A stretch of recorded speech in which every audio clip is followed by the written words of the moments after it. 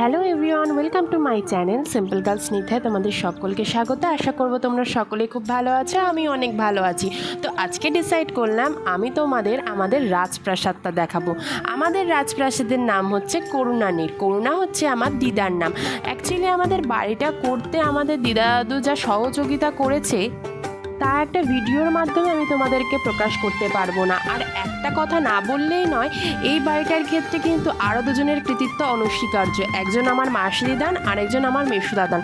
তারা কিন্তু আমাদের সাথে যুক্ত থেকে আমাদের বাড়িটা সম্পূর্ণ করিয়েছে, তাই তাদের কৃতিত্ব আমি একটা ভিডিওর মাধ্যমে প্রকাশ করতে পারবো না। তো প্রথমেই ঢুকে ডান দিকে তোমরা দেখতে পাবে এরকম পিঙ্ক কালারের একটা ঘর, যেটা হচ্ছে আমার ঘর পার্সোনালি। আর এই ঘরটার বেডশিটটা দেখো হোয়াইট কালারের, এটা একটা স্টিলের খাট আছে ঘরে, বেশি আমার জিনিস হয়ে গেছে ঘরে। তো তোমরা এখানে দেখতেই পাচ্ছ আমার ঘরটাকে আমি ঠিক কিভাবে সাজিয়ে গুছিয়ে রাখি। আমি সবসময় চেষ্টা করি যে আমার ঘর যেন টিপটপ থাকে, এটাই আমার সবসময় চাওয়া থাকে। আর যখনই মা কোনো কিছু অগোছালো করে আমার মাথাটা খুব গরম হয়ে যায়। তারপরে ওই ঘর থেকে বেরিয়ে একটু এগিয়ে গেলেই আমাদের পড়বে রান্নাঘর। রান্নাঘরে তোমরা দেখছোই কী কী আছে। তারপরে একটু এগিয়ে গেলে আমাদের ওয়াশরুম পড়বে, আর সেখান থেকেই বাঁ দিকে পড়বে মায়ের ঘর। এই ঘরটা একটু বড়, তাই এই ঘরের নাম হচ্ছে বড় ঘর। আর যেহেতু পিঙ্ক কালারেরটা এই ঘরের তুলনায় ছোট, তাই জন্য ওই ঘরটার নাম হচ্ছে ছোট ঘর। তো দেখতে পাচ্ছ আমাদের এই ঘরেও কি কি রয়েছে। এবার চলে আসি ঘর থেকে বেরিয়ে এলে আমরা ওই ঘর থেকে সিঁড়ির ঘরে যেতে পারবো। আর এই ঘরেও তোমরা বেডশিটটা দেখতে পাচ্ছ। আমি সবসময় চেষ্টা করি যে ঘর একদম গুছিয়ে রাখার, কিন্তু ছোটোবেলায় আমি হয়তো অপরিষ্কার করতাম, এখন বড় হয়ে আমার মা অপরিষ্কার করে, সেটা কি আর করা যাবে। তারপরে এবার চলো আমরা চলে যাই সিঁড়ির ঘরে। এটা হচ্ছে আমাদের সিঁড়ির ঘর। এখানে বেসিক্যালি আমাদের শোকেস, আমাদের মেশিন, সমস্ত জিনিসপত্রগুলো রয়েছে। আর এছাড়া ওই সোজা গেলে একটা আমাদের ছোট গার্ডেন পড়ে।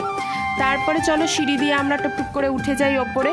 ওপরে উঠে গেলে আমরা দেখতে পাবো এখানে একটা খাট খুলে রাখা রয়েছে। এই খাটটা আমরা যখন অনেক লোক আসে তখনই পাতি। আর এটা হচ্ছে আমার গোপুসোনাদের ঘর।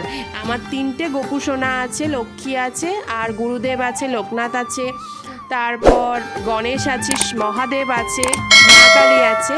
আর এই যে এই ওয়াল পেন্টিংটা দেখছো, এই ওয়াল পেন্টিংটা কিন্তু আমার নিজের হাতে তৈরি, মানে আমি নিজের হাতে এই ওয়াল পেন্টিংটা এঁকেছি। তোমরা যদি এরকম ধরনের পেন্টিং দেখতে চাও আমাকে অবশ্যই কমেন্ট করবে, আমি তাহলে এ ধরনের পেন্টিং কীভাবে করতে হয় আমি তোমাদেরকে পুরো ডিটেলস একটা ভিডিও করে বলে দেব। তারপরে আমরা চলে আসলাম ছাদে।